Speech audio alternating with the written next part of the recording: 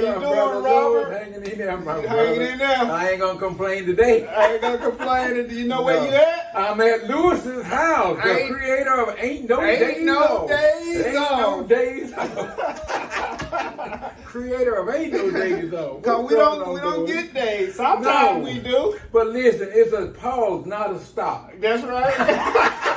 Ain't no days. Ain't no days. So it's a pause, not a stop. Not a stop. All right. This ain't the red light zone. Man, you looking fly. I thank you. I might need to go change. Well, no, you don't need to just come shop at my closet.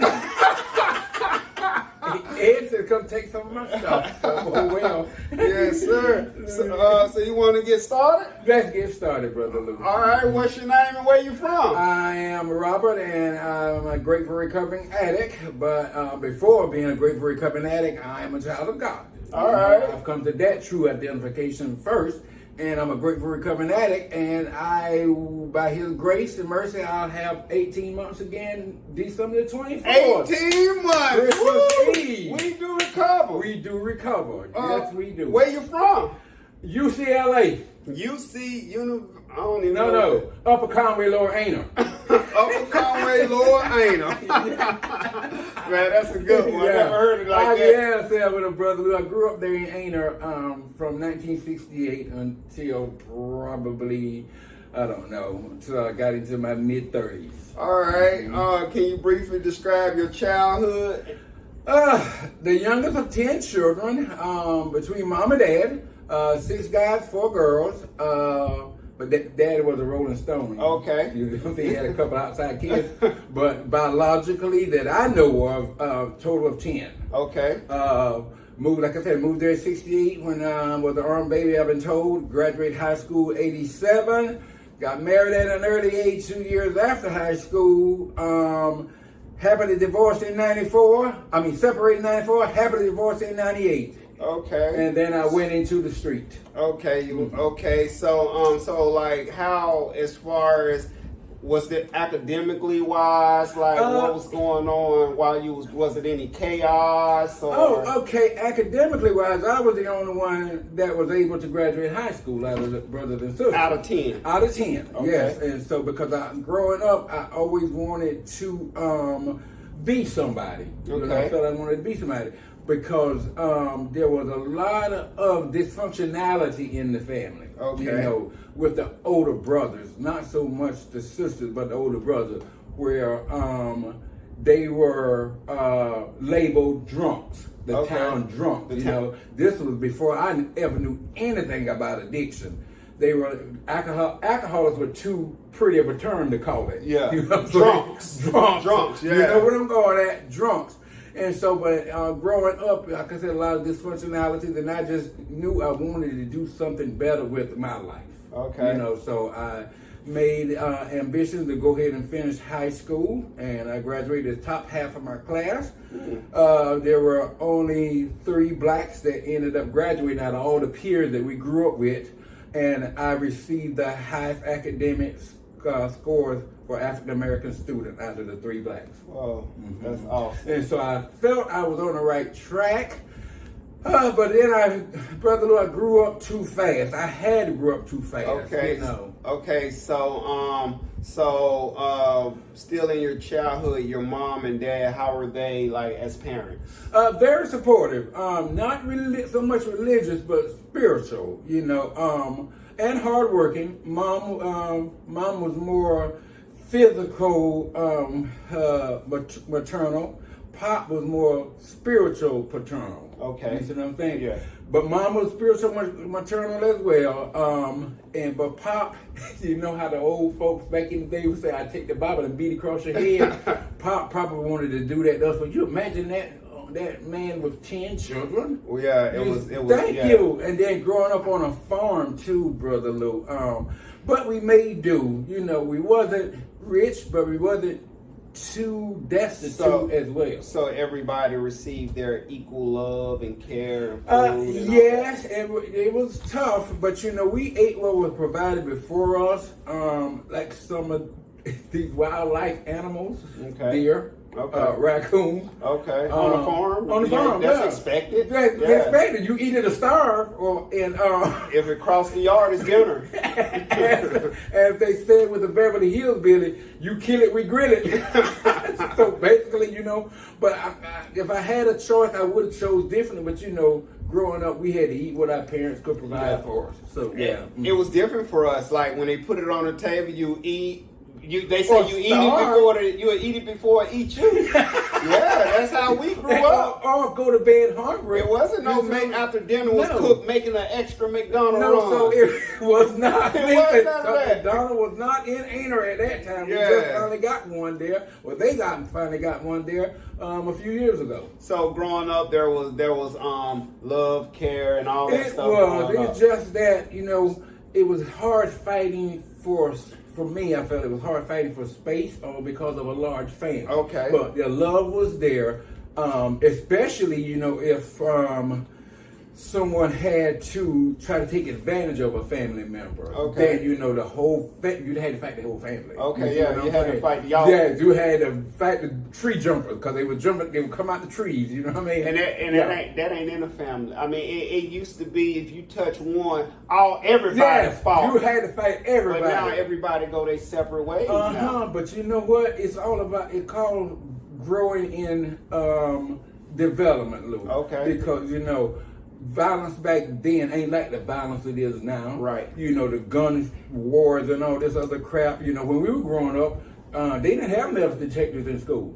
No, they didn't have metal detectors. Wasn't nobody doing everything that they doing in the schoolhouse either. Exactly.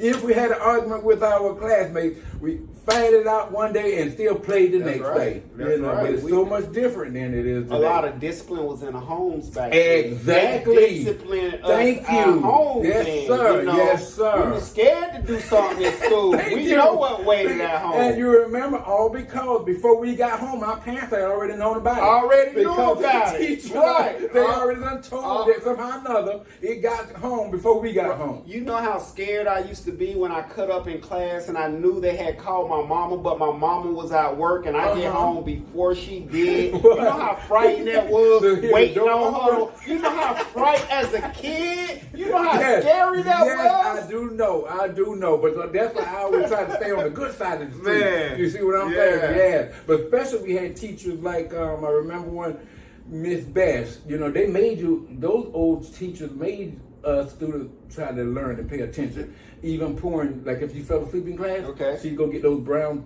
napkins, paper towels, whatever, and pour water right down your ear and wake you up. Yes. So, totally different change. So listen, I hear the love, the joy, the care, and all that. So was there any challenges you faced growing up? Yes. Any trauma and all that growing up? The one challenge is acceptance, not so much from the family dynamics, but acceptance of myself. Okay. Because I always knew I was different, not just academically wise, but sexual identification as wise as well. Okay. Because I knew I was gay when I was a kid. Okay. But growing up in a small town, you just couldn't put that out there. It's not acceptable. No, and not being black either. You see what I'm saying? You just couldn't put that out there. And so, I don't know. I felt I needed to hide me in order to be accepted. Okay. And then that's where I didn't learn to accept myself as well. Okay. Which spiraled into an adult and found the world of addiction. Okay. And so you know how that can go. So wait. So as a black man in a tight-knit community, a large family, yep. you knew you was gay, but you couldn't express it like you wanted to express it. Basically I had to conform to the norm. The norm. The so-called norm of chasing society. women. Yes, and not only that, chasing dreams that was out of my reach as a young man because I thought they were unreachable. Okay. You see what I'm saying? Chasing everything but what my spirituality required me to chase, which was the love of God, which still is the love of God. But it was hard, Lou, growing up in a small town. So did you we're gonna get to the addiction in a minute. Mm-hmm. So did you come out the closet before your addiction or in your addiction? Before and during. Before and during. You came out a little bit, like you peeked out? Peeked out, I peeked out, but I was afraid to step out. Oh, okay. Because that's why it goes back to the piece of acceptance. You see what I'm saying? People pleasing before I ever knew what people pleasing entailed. People pleasing. Yes. Well, let's talk. What is people pleasing? Putting everybody else before yourself. I mean, to me, it was like, doing everything else for everybody else and taking myself out of the equation. Ain't that draining? That's draining, not just physically, but mostly spiritually. Because and it's good to have love for other people, but it's cliche said, love others as you would love yourself. But see, I took myself out of the equation, so to speak. How about you trying to please everybody else and you miserable and unhappy and sad? But you put on a mask. But you put that mask on. Exactly. I think they say you fake it till you make it. But sometimes, and some of us, God forbid, did not make it. A lot of people didn't make it. Yes, I'm trying to fake it because you know that we've heard in media how some have committed suicide, trying to fake it till they make it, but never made it because they was faking it. It don't work like that. No, and you know how the old cliche that they taught us at college, right? To thine own self be true. To thine own self be true. To thine own self be true. To thine own self be true. And you know what else we can add to it? What? Tell them, say that to them. I like that. But know thy truth. Yeah. To thine own self be true, but know thy truth. But know thyself. It's a freedom about it. It really is, brother. It's a freedom about it because when you why is it a freedom about it? Because it's growing. It's growing. Had you said before, and I've heard you share this many times, you don't have to feel validated by who? Nobody. Nobody. You don't gotta. I mean, I used to like that validation. It's good. We like when people, you're doing good. Keep up the good work. And then today, after doing some work, I don't need that validation. Do you need it? I don't need it. I hate the day that I felt I had to have it because that's where the mask was still being put on. Okay. But being validated, validation is when I feel that we are proud of ourselves through the accomplishments or the non-accomplishment. We still live inside. You live inside of Lou, right? Okay. And I live inside of Robert. Okay. That's validation enough. That's validation enough. Mm-hmm. So so you finished school. Only 1 out of 10 to graduate. Yes. Graduated in 1987. I'm in high school. Okay. So you finished school. What happened after school? After school, I graduated in 87. And you graduated when? 1987. Okay. I'm telling my age here. And then I got married in 1989. God blessed us with a daughter.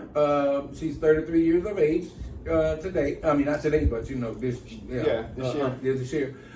She actually came to church with me and Ed today.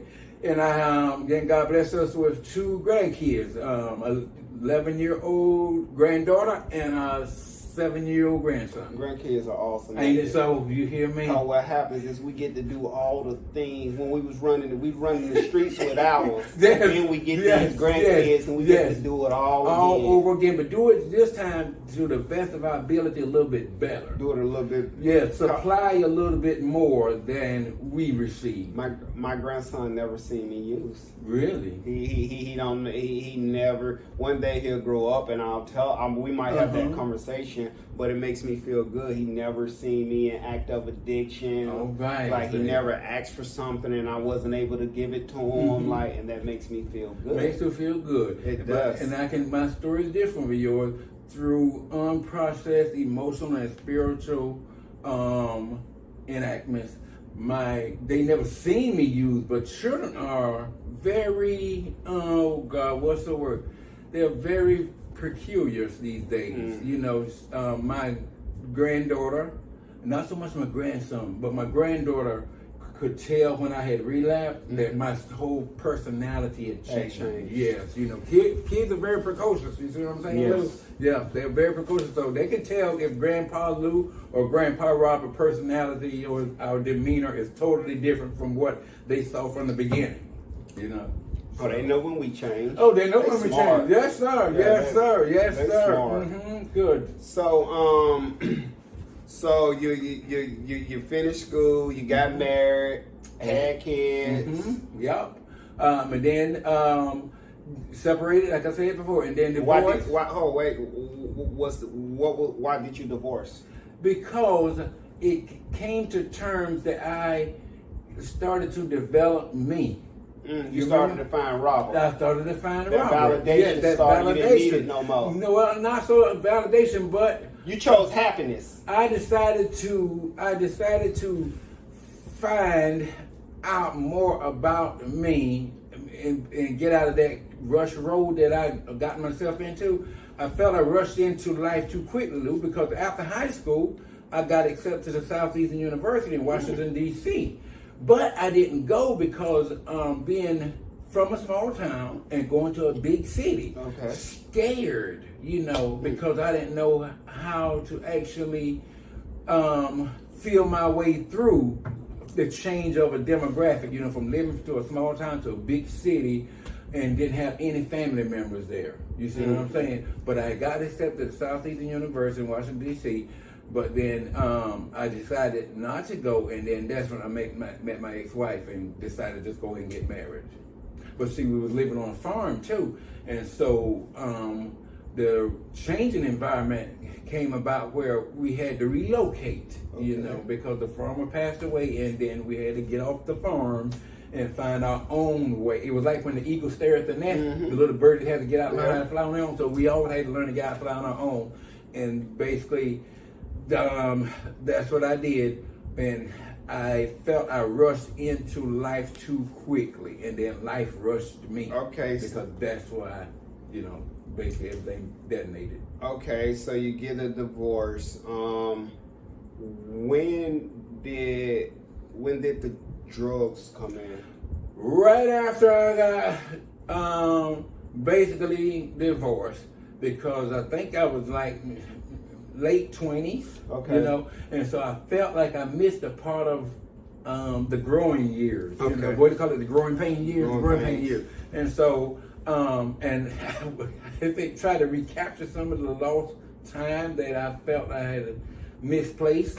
And so I hit the street, but then the street hit back even harder. So there was no drugs before your divorce? No.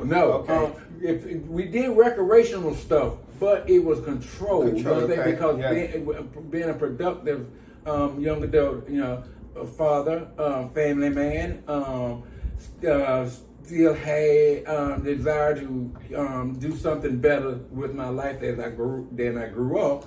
But then when that point of freedom came, find myself being single again, snap, I can just, you know, snap, crackle, and pop. All right, you know? Yeah. So, where were you? What were you doing when you tried your first drug? The one that actually took me beyond myself? Yes. That one, okay. I was gonna say I got divorced and I hit the party scene, and then I was somewhere around Myrtle Beach, and then I got introduced to cocaine. Yes, but then I thought I could manage it as well until it elevated to harder substances. Okay, so how long did you do cocaine? I don't know, probably a little bit over a year, and then I lost a job that I had at a golfing resort. Okay. But I did during that time. Now, before I got introduced to that, I became their very first employee of the month. You know, because of the work ethics. And then when that Then I got introduced to the cocaine. How did the cocaine make you feel when you first did it? It made me feel different. It took me outside of myself. It made me feel like I was a whole new person. I believe like damn Aladdin from a whole new world. But because it did become a whole new world, but lo and behold, I didn't know it was going to be a world of devastation. So from the so you did your cocaine, took you to whole nother world, Aladdin's world, and did you knew right then when you did it that you were definitely going to do it again? I resisted it much as I could, but like I say, you know, being single and stuff during that time, I felt it was part of the party norm. Okay. You know what I'm saying? You know, party on the weekends, but then the weekends became weekdays. Spilled over into the week. Yes, the weekends became weekdays, and so. And this is cocaine. This is just cocaine, and then it got to the point where deals were made and finding ways and means to get more. Okay. Which are you still working? Yes. Not at the golf resort. No, not at the golf court, but doing your whole cocaine. Yes, you still working? I was working till I got fired. Okay. Because the finding ways and means to get more led me to do some despicable things. Stealing from the company and stuff, or like, you know, even stealing beer and stuff because I was service assistant. Getting beer and stuff out the cooler, you know, taking it home and stuff. Getting hooked up with other users who taught me how to manipulate the system to get pain pills in order to trade over. You see, you know how this thing can go. They're finding ways and means to get more. And so then that came about, and then it came to the point where I lost the vehicle I had. I had a 4-charge SHO. Okay. Yeah, super high output vehicle. And it was cut too. But then when I did so much cocaine, high driving, lost control of the car, ran into the ditch, it blew the motor and never got the car back. And so that ended my transportation to get to work, and so I ended up losing the job. Okay, so you got you don't have a job no more, but you got a habit. Thank you. A high habit. And you ain't and your job was your income, which supplied your habit. My so habit. now you ain't got the job, you ain't got the money, you just got a habit. No, just got a habit. How did you continue your habit? Okay, meeting up with different kinds of people, and finding out how they supported their habit. And then it transpired into, like I say, once again, finding ways and means to get more. What were some of those ways? Shoplifting. Yes, shoplifting, where I thought I had become a professional shoplifter. But you can't now if your ass get caught. And I got caught plenty of times. So that, stealing from family members, you know, forgery, writing checks, credit card fraud and all that stuff. You name it, I probably most likely done it and sometimes got away with it. Okay. Not guaranteed I did all the time. But if I did get away with it, I didn't get away from the disastrous feelings. So we're still just talking about, you're doing all this and we're still just talking about cocaine. Yes. Okay. So like, did you continue on like that, or did you try to get some help or find some balance? No. I continued on because I felt like I was still in search of finding Robert. Okay. You know, because listen, I'm not gonna give you my nickname, but you know it. I lived my nickname. I'm gonna use your nickname for when I advertise the thing. I know your nickname. I know you do. Well, I'm gonna use it when I do your snippet, when I put it out there. Are you gonna ask permission for it? I am gonna ask permission. You're asking me now? Can you give me permission now? Yes, I will. All right, thank because you. it's honest, it's about being honest. So, but I lived my nickname, which I graduated to Robert, but then afterwards, I lived that nickname. You see what I'm saying? You say that nickname, can you sing it? Do I really have to? No. I'm gonna let you All do right, it. go. That nickname, go. Okay, and so I lived that nickname, and I accumulated a lot of other nicknames too while I was out there, dipping, diving, scheming, and conniving. What? And so, but that's what I'm saying. Different. It was a branch of different personality with me. All because I was still in search of finding the truth of me, Robert. And so, when did you go from? What was your drug of choice after the cocaine? After the cocaine. Then, okay, I told you about the pills, right? I never did.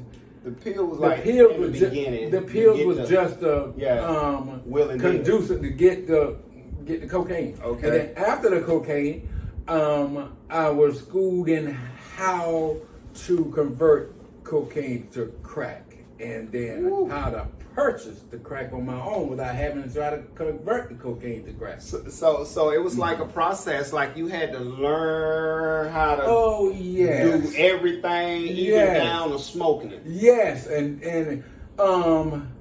experience is a good teacher, but only if we decide to learn from it. And I hate that I had to learn from that experience, but overall, it still turned out to be a good experience because I'm now able to share experience, strength, and hope of how my life was, how it is now, and as long as I stay solidly grounded, how much better it can be. Look, but that crack teach you learn quick. You learn quick. You learn quick on that crack. Quick, that crack, but you know what? I can tell you this. They say black people don't crack. The hell, if we smoke it, we crack up. And I can live a testimony that I did. And so, but I'm so glad now, Lou, that experience I had is actually now a stepping stone for somebody else to not go that route if they can help it. And a lot of times we share about that part about growing up quick and the manipulation and all that stuff and that's for identity purposes. It's about identification. Once we start smoking crack, we learn quick. You don't get nobody your money. You will learn not to. Yeah, you will learn not to. We smoking all day, and I give you my money to go. Yes, and I love how we've got so much. We might have done it in different forms or whatever, but similarity in stories. I remember, Brother Lou, the abandoned houses. And I hate having these memories pop up out of the blue because I'm like, it's really 20, I'm going to roughly say 25 plus years in my addiction. I'm counting it all, you know what I'm saying? Okay. Well, actually around 30, because if I count it in my mid-20s on up to my... where we at today? Where I'm at today, yes. Okay. I didn't taste recovery until I was age 47. So I'm going to say around my early 20s. So we're looking at 25 years. So now that we don't even care about no cocaine no more. No. We want some crack. No, yes, because it was that speed up feelings, instant gratification. So now that are you working when you start smoking crack? Let me see now. Working, working, where was I at? I can't specifically remember, but if I was, yes, I was working, but it wasn't meaningful employment. It was just employment to get by, to feed the habit. Okay. You see what I'm saying? Yes, employment to get by, to feed the habit. I did that. Yeah, you know what I'm saying? Nothing as prominent as my career is today. Back then, the best job that I remember having was at that golf course, and then anything after that, Brother Lou, it was like a little fly-by job, just enough to support the habit and feed the addiction. So you said you was lying, manipulating, and all this stuff to get cocaine. Yeah. Was it worse when you got on? Oh heck yeah! How so? Oh yeah! How?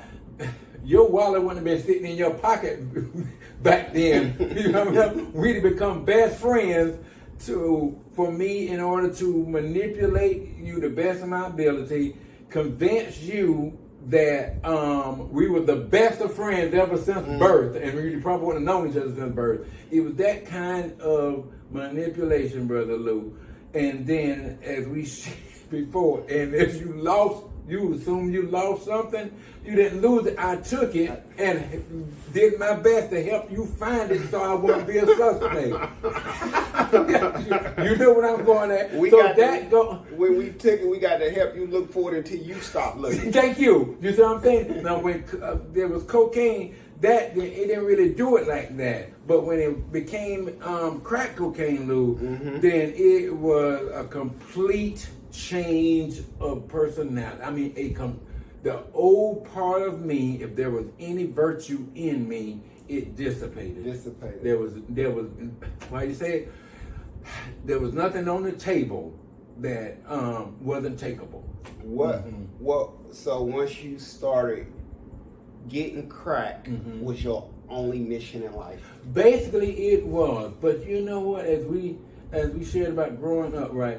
But if something was instilled inside of us as a youngin', the darkness of that world almost extinguished it. But then darkness can't extinguish light, because deep down inside, there was always something inside of me knowing that I wasn't living the true me. I was just broken into pieces, hurt, shattered, but didn't know how to find a way to basically help heal myself. Do you think it was more spiritual? Yes, because listen, like I told you about my parents and stuff, right? And at age 16, I was baptized. I joined the local church, joined the choir and everything. See, that goes to show you, back then through my growing up years, I had ambitions and desires and goals. It's just that when becoming a young man and through the going back out into the streets life, then all that got pushed to the back corner. Or no, as I said, my old substitute teacher, she's deceased now, rest her soul. She said, because I was going down the hill, what they call going down the hill. I was going down the hill to get crack. And she said, Robert? I said, yes, ma'am. And I didn't want her to stop me because I was on a mission. Yeah. But she think, damn y'all, that you know you have to stop in your neighborhood when them older folks call you. God, why the hell she's calling me? So I stopped. She said, I thought you said as a kid, because that goes to show how we talked about our old teachers, right? So very influential. She said, I thought you said that you were going to college after high school. I said, I still am. I put it on the back burner. I just didn't turn the stove off. And because it was still inside of me, Louis, to do something better, I just didn't know how to get onto the road to do it. So, were there any jails in your story? Oh God, how many? Everywhere I lived, I went to jail. And you know why I went? Because I thought I was a professional shoplifter. And every time you ended up in jail? Yes, my records is sponged now, but I had my criminal records back then was about this high. Shoplifting. More than that. Basically shoplifting. I don't think it was no manufacturing or anything like that. Basically just shoplifting. Mm-hmm. Okay. Yeah. Mm-hmm. And today you realize that you wasn't a professional? I know. I never was. It was that my disease of addiction told me that I could get away with murder, like Angelo Lansbury, Murder, She Wrote. So what's the longest that you stayed in jail? 90 plus days. In 2013, I was sentenced to SCDC. Okay. You know what that is? South Carolina Department of Corrections. Okay. And I was sentenced on Valentine's Day. So you went to prison? I went to prison. Okay. Yes. I went to prison because I accumulated too many felonious shoplifting charges, misdemeanors that became felony. And so the judge said, Mr. Pierce, I said, yes. He said, you seem to be a pretty good young man. And he said, I hate to do this to you, but I have to do something to help save your life. He said, I'm going to sentence you to 90 days at the South Carolina Department of Correction, concurrent with the time that I had already spent while waiting to get there. Okay. And he said, I'm doing this because I hope you find, after this, you find your way to a better pathway. And so on Valentine's Day, that was my Valentine's gift. So, cause listen, to save your life, that means he loved you that much. And I didn't see Valentine's Day about love. Thank you. That's what I'm Okay. trying to tell you. Yeah, So- I got my Valentine's Day so- gift on Valentine's Day. I got sent to CDC. So all these trips to jail, going to prison, was there any kind of recovery in between, detox or anything in this time? Treatment, something? They didn't really convey that kind of stuff when I was there. This was like in 2013. I didn't find recovery until 2015, 2 years later. But when I got out of prison, I still went back doing the same Went old right thing. back to the same. Yes, the same old thing. So I heard people often talk about it gets worse. It does. It does. It does. Mm-hmm. Was there anything that you did once you got out of prison that you didn't do prior to going? You talking about it getting worse? When I got out of prison and went and do the same, yes, I tried to make a deal with God. I said, listen, I said, if you let mama live, I promise you that I get my life together. But my plan to manipulate God did not work because mama ended up passing anyway. And so, and that just infused more anger inside of me because as a kid, I built up a lot of internal anger, and when it exploded, and then I imploded because all hell had broke loose within inside of me, which flowed on the outside. And so when I got out of prison, nothing changed. I mean, it got worse because I did whatever I could to feed my disease of addiction. Okay. Crack call, and I kept answering. And you answered every time. Yeah. So your mother passed away when you got out of prison. A few months after I got out of prison. And you didn't take that good at all. No, I didn't. And you know what? I read something the other day in our meditation that talked about an emotional and spiritual change. Yes. And that's what I needed the most, Brother Lou, because when Mom passed, I really lost it. I got admitted for a nervous breakdown too. Okay. Because like I said, being the youngest, and you know, the support, because Pop had passed 10 years earlier, and so Mom was the only matriarch still left in the family, the glue. How was you and your papa relationship? Pop, good. He never called me anything but Robert Lee. That's it? He never called me by that nickname. Robert. He always called me my first and my middle name. But there was love and everything? Very much love, so very much love. Were you so. closer to your father or your mother? I think equally. Equally. Because Pop did, like I said, you got to imagine old black man back then with 10 children trying to, be a parent too, and especially if some of them are hard-headed as hell. And provide. Yeah. But he provided the spiritual foundation. He used to teach us kids and make us get on our knees and pray. But you were using while he passed stuff. Yes, I was. He died next month, the 27th. And I was down the hill, so to speak, and I was using when he passed. But then, when health issues come along to loved ones, and as us addicts in that frame of mind, we try to ease the pain by still getting higher and higher, but that doesn't commute. I did a podcast recently, and this guy and the person I did it with said that the drugs was there when it wasn't nobody there. Like it numbed that there was trauma there. He did drugs and the trauma was gone. Like, he didn't need no friends after that. He didn't need, all he needed was the drugs consoled him through that time. He had lost a loved one.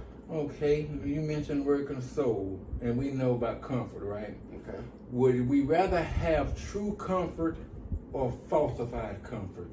My drugs only falsified comfort. You know that today. Yes. You didn't know that back then. There was no falsified. There was just comfort. But all because I was spiritually blinded. I saw what the drugs allowed me to see. You see what I'm saying? Okay. But now that I look back on it, Lou, the only comfort I need is the comfort from my higher power, whom I call God. Because back then, I was mad. I was angry. I was angry at everybody, including myself, because remember I told you I was an ambitious little black kid. I felt I had allowed myself to step into a world where I got trapped and didn't see my way out of. Okay. And no parent want that for their child. You know that. Mom didn't want that for us. Dad didn't want that for us. But somehow or another, I got mudslide into it. You see what I'm saying? And didn't know how to evacuate myself. So what year did your mom pass? In February the 17th, 2014. Okay. A year after you got out of prison. Yeah. Okay. Did you and your family, your brothers, you got sisters, you got 10 of them, did y'all grow closer or? Not really, because you've seen Medea's movie, right? Okay. About family members, especially black family members. The glue was severed, and so each of us tried to find our own pathway to healing. Okay. You see what I'm saying? But everybody was hurt. Everybody was hurt. Not just the family, but the whole community, because Mom and Pop had a stellar reputation. Okay. They were, they were stellar reputation as far as like being, as people say, good people. Even though the children may have wandered astray, but Mom and Dad always tried to do unto others as they would have been done unto them. Okay. Because they wasn't alcoholic or addict or anything. You see what I'm saying? Yeah. No. No. All right. So you're still using crack. You're still trying to find ways and means to get more. Mm-hmm.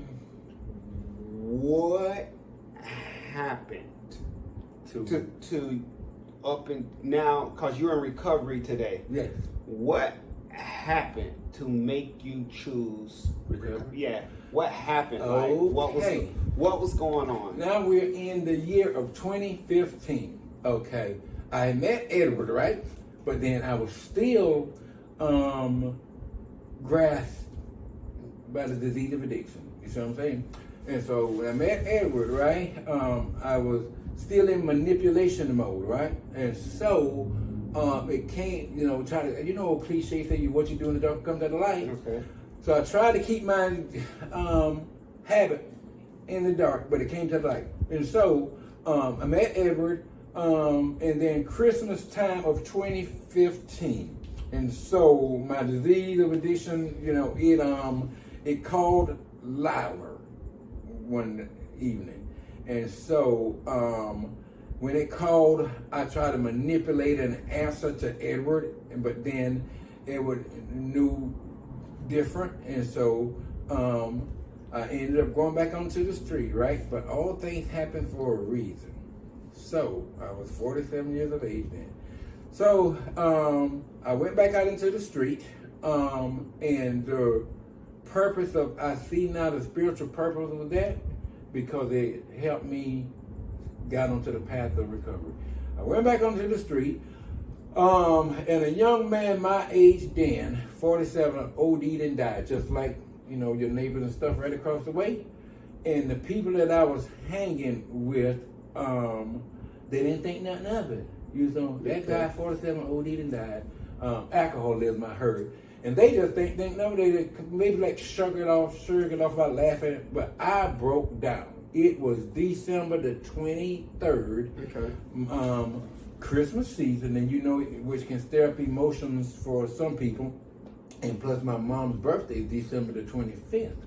And so, I had gave away, you know, you don't sell your personal belongings to drug dealers for the value, right? You give that shit away. Okay. I still have it now. I got it back. Ed got it back for me. A long black trench leather coat, valued like $180 something, $200. I gave it away, Brother Lou, for $20 of crack. And so, my Christmas gift for my daughter, my granddaughter as well. Christmas gift I got for Ed, I gave all that away too. So you gave away all your Christmas gifts. All the materialistic possessions, Constant right? drugs come first. Yes, not saying I sold them for the value that they were, but I gave them away. Even the nice pair of shoes I had on my feet. Okay. And so when that young man, it came through the neighborhood, that young man OD'd and died. I was already crying anyway, you know what I'm saying? Because emotional, it's Christmas time, I miss my parents and stuff, you know, and I just felt, okay, I might have blown the most earthly support that I found through Edward, and I was like, I was just torn, Louis. And so I cried, I snotted, not snort, but snotted, you know, shit run down your nose, snot, and then when I heard that young man died, and everyone else didn't think anything about it, it's just another death, I threw my right hand up, Lou, because I heard about recovery, but it came in and out, you know, just as quick as it came in, I let it go back out, because I've been in and out of treatment wherever I went, right? What that meant to throw your hand up? I said 3 words: God help me. Okay, and what did you do? I called Edward, because I remembered all the times that I was in and out of treatment, locally and abroad. H&I, hospital and institution, was coming in sharing experience, strength, and hope. And I remembered, it dawned on me, okay, all those messages that I've heard about recovery through H&I, it has to have some kind of in-depth meaning. And so I threw my hands up, said 3 words: God help me. And I called Edward. I said, I'm ready for a new way. And so he said, did he come? But first he said, if you ask lion, you ain't staying. And so, but he did come. And the next day, I called the treatment center right here in Conway. Okay. And he took me there, and I got admitted. But guess what? I might have walked through there physically, but spiritually I ran through there because I knew, Brother Lou, I had enough. You see what I'm saying? And what year was this? In 2015. Okay, you walked through the treatment facility in your soul, mind, body, everything. You was done. I was done because I knew that young man dying could have been me. Okay. Because you know what it said? It's sad to say that some people have to die in order for others to live. Okay. And so, yeah. And then that little boy in me sparked up again about my ambitions. You know what I'm saying? I was already 47. 30 years later, 29 plus 30 some years later from high school, what have I done with my life? I did not go to college, and I was registered to, you know. What did I do with my life? It was as if the scales fell from my eyes, Lou. I saw how fast time had done shot by, and I have done nothing but gotten high. So, and you thinking about this in treatment? I thought about this when you've been thinking about it. Yes, throughout the years I've been thinking about it, but like I said, I didn't know how to help myself. So you're in treatment. How long did you stay in treatment? The whole 28 days. You back stayed then. in treatment 28 days in 2015. What did you do when you got out of treatment? Went straight to a meeting because the former sponsor, that man was still 8 years later. When I first started going into treatment in 2008, and then 2015, 7 years later, right, the same old crew was still coming in there, talking about recovery. And so it dawned on me, Luke, I remember this man these people from 7 years ago, and if they're still doing this type of living 7 years later, what's happening and working for them, I have a chance too.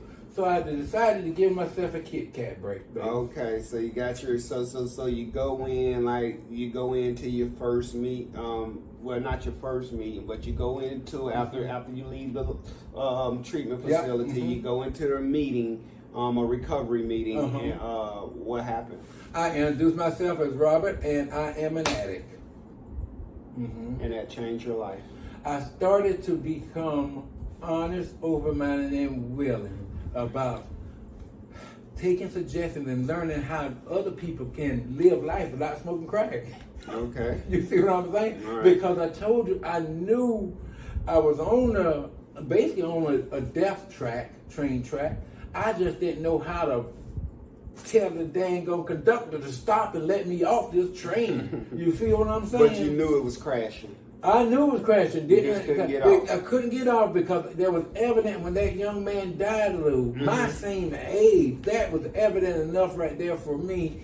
It was time to remember what I heard in treatment centers about people can live without the use of drugs. So you believe that these people inside of this the self-help group that you went to and say, my name Robert and I'm an addict, you believe that they could help you? I had no other choice but to believe because I saw that it was evidential because from there's personal stories that I heard them share, I identified with the similarities.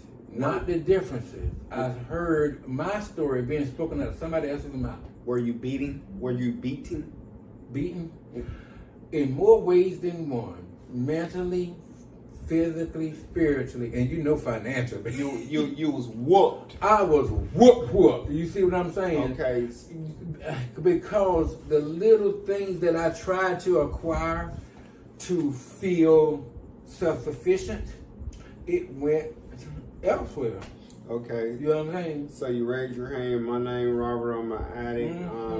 What happened after that? After that, well, I had talked to my former sponsor while doing H&I, and he suggested, as we say, just come to a meeting after you get out, and we'll go from there. Okay. And that's how it all began. So now you on that road to recovery. Yes, and plus, I had a lust.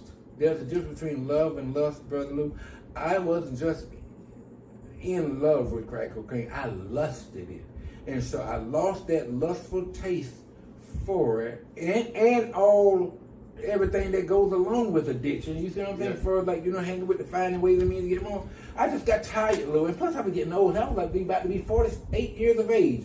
So when I got out, clarity started to come to me, and I remember what my old substitute teacher asked me when I was going down the hill to get crack. About going to college. Going to college, yeah. And so, because I started going to college before I started with the cocaine, but then when the cocaine came in, I dropped out of that too. You went to the School of Hard Knocks. I decided to try to graduate from the School of Hard Knocks. Okay.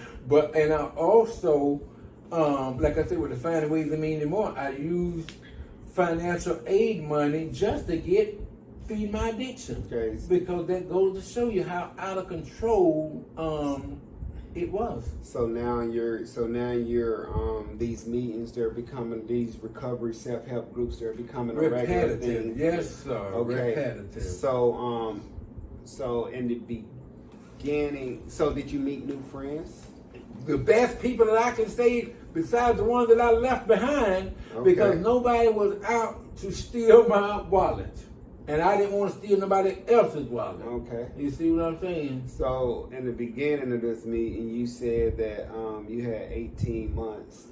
And next month, the 24th of Christmas 18 months. Eve. It'll be 18 months. But you walked into your first meeting, not your first meeting, into a meeting in 2015. In 2015, yes. That was 8 years ago. Almost, yes, 8 years ago. Mm-hmm. What happened? Why don't you have 8 years? Because I had relapsed twice, and you remember I told you what I shared about and it's emotional and spiritual change. It's about the drugs, but then it's not all about the drugs either. Okay. Because my emotional and spiritual change got damaged when growing up in UCLA. So how long did you? And okay, so if they got damaged, so how long did you stay in recovery from 2015 to what? 5 years and 9 months. Okay, to 5 years, but you still had that emotional damage from Yes, UCLA. because I felt that, you know, with the drugs gone, then everything would seem to be perfect. But no, trauma, you talk about trauma. Trauma goes back way before my drug use. Okay. As a kid, being molested, I never dealt with that. Through outside resources, I'm being able to deal with that now as well. And then trying to get in where I fit in and validation from other people, that stunted my emotional and spiritual growth as well. But however, God never let me down even when I turned my back loose. Okay. You see what I'm saying? Through all of that, from growing up into addiction and now into recovery, I've been spared. And you know what they say, once you taste recovery, truly taste like we have tasted it, you know what I'm saying? Can't lose that taste. You can't untaste it, you know what I'm saying? Because when I did go back out there, you know the question we ask ourselves, who addicts who have gone back out there and thank God made it back, what have I done? And I'm not the only one that asked myself that, but there was few that I know that have relapsed and gotten back, asking, what have I done? And what have we done to ourselves? So that because you tasted it and you can't untaste it. So hold on, because I want to touch on something else. You said you had got molested as a kid. Yes, at age 12. Okay, how did that make you feel as a 12-year-old? I was sworn to secrecy, Lou. And was it a family member or friend? Friend of the family. Friend but of I can tell you this, I had to keep that secret, not just to keep my sexual identification concealed, but to keep hell from breaking loose. Because hell would have broke loose. Didn't I say you I'm the youngest out of 10? I'm saying though, okay, see, here's the thing. Okay, so you know something, you told me you know something is different about you. Okay, that's as far as your sexuality. But even though you know this at 12 years old, was it consensual? What this? You don't know what? Hold on. I said that wrong. You don't even know what consensual. No, let me tell you, because growing up fast as a young kid, I thought I knew what consensual was. Okay. I even shared it through therapy. And you know what? And what you were just about to say, even those professionals said, you was a damn kid. You ain't know what consensual was. What we knew back then was called puppy love. Okay. You remember that? Yeah. Yes, And so, but in order to keep the peace, Lou, you had to keep kept that my secret. mouth shut. Okay, yeah. You see what I'm saying? I kept my mouth shut. Yeah. So, okay, so those feelings that you say, those emotional feelings as an adult in recovery, 5 years and 9 months. And so the spiritual feelings. So you didn't deal with those emotional, spiritual feelings throughout the 5 years and 9 months? You didn't deal with it? Not really. I felt that, there was nothing to deal with. I felt there was nothing to deal with, that I hadn't grown past all of that as a kid. You thought? I thought I left the kid stuff in kid zone, But being a Toys R Us kid, we sometimes still are in our heart, because sometimes we just don't want to grow up. But then the only way we don't grow up is we don't deal with the issues at hand. So after 5 years and 9 months, what made you go? I mean, you done told me emotional damage stuff that you unaddressed and issues. unprocessed issues. Yeah. So you went back, like the day you decided that you were gonna go get high again, what was going on in your mind, in your life? In my mind, No, hold on. I'm sorry. Was life still beautiful? Yes, And good? yes, but I became spiritually blind again because I lost the conscious contact with the God of my understanding. I stopped praying. I stopped doing my step work. I stopped going to meetings. I tried to play catch up, and I ain't talking about Hines.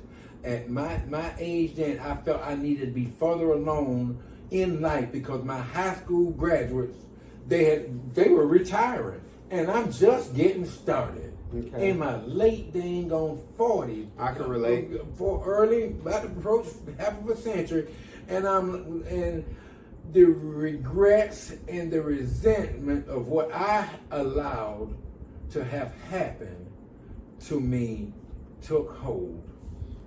Yes. So, so you go back out. Was it bad? It wasn't good. It was not good because the worst whipping that I had was I put it on myself. So Society can't beat your ass worse than you can beat your own ass. no, never can. No, because when 3 words, what have I done? Because I remember from graduating high school and my life went in an opposite direction, but with a meaning. And then those 4 words came back to me again because I knew I was on a good pathway, and I allowed the slipping of the feet. Okay, so You kinda feel what I'm saying? so you go back out and use how did Edward take it? We did many people great harm, right? But most of all, we harmed ourselves. And the disease of addiction is not just a singular. It don't just affect us. No, it affects everybody around us, Okay. and everybody that love us. Even these old white people in our neighborhood say that I hurt them to the core of their heart when they heard that I had a relapse. And see, but I didn't think that, I didn't think the disease of addiction didn't want me to think that I was hurting anybody but myself. See, because now the thing is, when people go back out, we really don't know in our heart that they're gonna make it back. We don't know. Yeah. But you know what? Listen, and I'm not suggesting it. All I can say is that it was one of the gravest mistakes that I've done to myself again. As far as like when I didn't pursue a more positive life instead of the life of addiction. And so, but I got 25 years, I knew I had enough, but then the retasting of it only confirmed that enough was enough. So how long did you stay out there this time? You stayed clean 5 years and 9 months, went out. Okay, 90 days first time, 60 days the second time. So you stayed out for 90 days and then you came back to recovery. Did you go to treatment this second time, or? I went to treatment both times. You went to treatment. How long did you stay in treatment? California was This the second time. first time. California. No, first time was in Conway. Oh, the treatment? No, I went to treatment. Well, after you left Conway, you stayed clean 5 years and 9 months. Yes. Then you relapsed. And I went to Culver City, California. And then you went to California for maybe 60, a little bit over 60 days. Okay. Because one of our friends, he had passed away, well, 2 of them passed away while I was out there. Okay. Yeah. And then when I came back, I stayed clean 90 days, and then I relapsed. So what went on that second time when you left California? What was going on with you? I still put everything else before my recovery. And as an old timer that we know of shares that anything you put before your recovery, you'll lose. I had gotten a career employment, and I put that career employment before recovery. I told you, I said I stopped going to meetings, I stopped calling my sponsor, I stopped praying, I stopped doing service work and everything. Anything else that's to distract me so I felt I needed to play catch up, Luke. So what I hear is you got to busy surround your life around your recovery. Your recovery got to come first. Yes, and what I your recovery did, got to come before your job, your family, exactly. your friends, and everything. And it's called balancing it all out. But today, I have learned how to equate balance. You know what I mean? Okay. I'm back employed in my career field of study, human services, Okay. as we both are. But guess what? I'm not playing Heinz ketchup any damn more. Trust me, because my God always supplied my needs according to his riches. So what, because I felt like I told you about the graduation from high school and stuff, and all my other the classmates, they had already, went to college and got careers. Almost retired. And almost retired. What the hell am I doing at my age now and still ain't retired? And so I've learned, that's whatever you say, experience as a good teacher. I have learned it ain't about a rat race, Lou. They might be retiring, Robert, but the thing is, you still got a shot. A lot of people ain't got that other shot. And I know that, but guess what? As my current sponsor to WeChat, I'm not in comparison mode. I will not try to compare myself to anybody else or feel validated by anybody else again. As long as I got a roof over my head, clothes on my back, food to eat, water to drink, the necessities of life And recovery. I am doing fine. You're doing You see fine. what I'm saying? Yes, and the most beautiful thing is that I'm able now to give back my experience, strength, and hope, and make amends by a living amends. It felt so good today to be in worship service, sing a song, a talent that my disease of addiction tried to take away from me, but I grew up in a musical talent family, and to have my loved ones there, Ed was there, my daughter was there, my grandkids, they come because it's nasty outside, and also to have people who believe in you, the new us, you see what I'm saying? Even a friend from a newscast station came to give support. You know why? Because they all know my testimony for being an addict to a grateful recovery. Everybody got a story. And that's what I'm saying. Everybody got a story. Everybody got a story. But you know what I classify man as a testimony? Because I'm a living one. Yeah. I've had some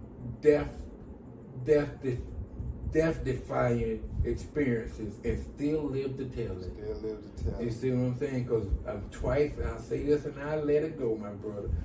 Went back out there twice, right? You know where strike one, strike two? What is strike three? What they say, you strike out. Hey! So, they say strike 3, you out, man. Yes, and so that just goes to show you, brother, why I have to remain vigilant and grateful.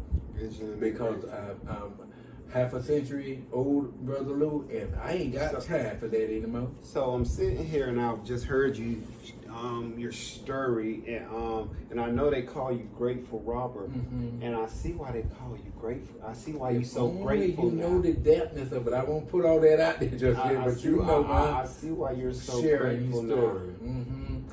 And not only that, survive the cold blue. You did survive a cold, so you was at the hospital. You know what a cold blue is? Cold, yeah. Yeah, survive the cold blue. Out of body experience and everything. And live to tell the story. But guess what? What's that? That goes to show you, okay, the disease of addiction is powerful, cunning, and baffling, right? The disease of addiction. But my hand is in the hand of the God that I understand is more powerful. Because when I went back, when I had the code blue collar and had to learn how to walk again, thing, Lou, Mm-hmm. you know what my disease of addiction did? When I learned how to walk again? Walked you right down the hill. On crutches. Walked you right down the hill. On crutches. You kind of feel what I'm saying? Mm-hmm. But and this was in 2002, but lo and behold, God still kept me here. 90 days after I learned how to walk again, I walked to go get crack on crutches. And you know what? I told you that I accumulated a lot of nicknames. You know what one of my nicknames was back then? Dead man walking. I was a walking dead before that show ever came out. You see what I'm saying? But that goes to show you, if there's a purpose for your life, it will come to fruition if we just stay the course. That's right. Yes. That's right. All right, now you know it's past my bedtime. All right, man. Thank you. Yeah, thank you so much for coming out. Thank you. Welcome, my Thank you brother so Lou. much. God bless Thank you. you so much, Because brother. guess what? Ain't no days off here. Ain't Ain't no no days days off. off. Thank you so much, You're man. welcome, brother Lou. You're Thank welcome. you so much. You are a mess in 3/4.